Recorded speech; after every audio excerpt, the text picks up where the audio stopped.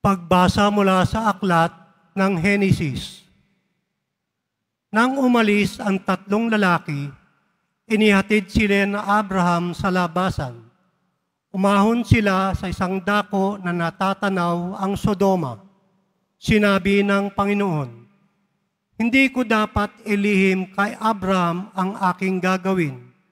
Yamang pinili ko siyang maging isang ama ng isang makapangyarihang bansa. Lahat ng lahi sa daigdig ay pagpapalain ko sa pamamagitan niya. Pinili ko siya upang ipasunod niya sa kanyang lahi ang aking mga utos sa pamamagitan ng paggawa ng matuwid at pagpapairal ng katarungan.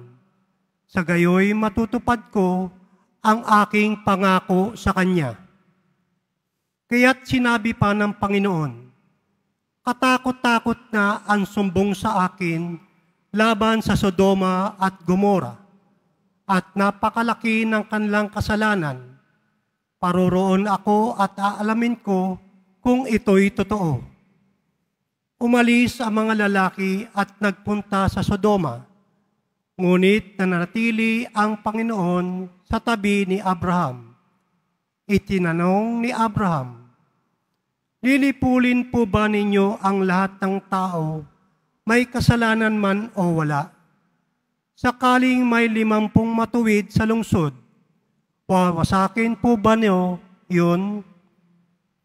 Hindi ba ninyo patatawarin ang lungsod dahil sa 50 iyon?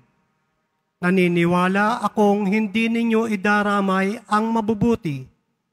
Hindi ninyo gagawin iyon sapagkat kung ganito ang mangyayari, parehong magdurusa ang masama at mabuti. Hindi ito mangyayari. Makatarungan ng hukom ng buong daigdig." At tumugon ang Panginoon, "Hindi ko ipahamak ang lungsod dahil sa 50 matuwid. Ipagpaumanhin po ninyo ang aking kapangahasan," wika ni Abraham.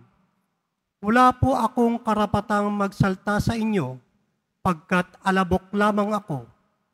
Kung wala pong 50 at 45 lamang ang matuwid, wawasakin ba ninyo ang lungsod? Hindi. Hindi ko wawasakin dahil sa 45 iyon," tugon ng Panginoon. Nagtanong na muli si Abraham, "Kung 40 lamang, hindi ko wawasakin ang lungsod dahil sa 40 iyon," tugon sa kanya. "Huwag sana kayong magagalit, magtatanong pa ako.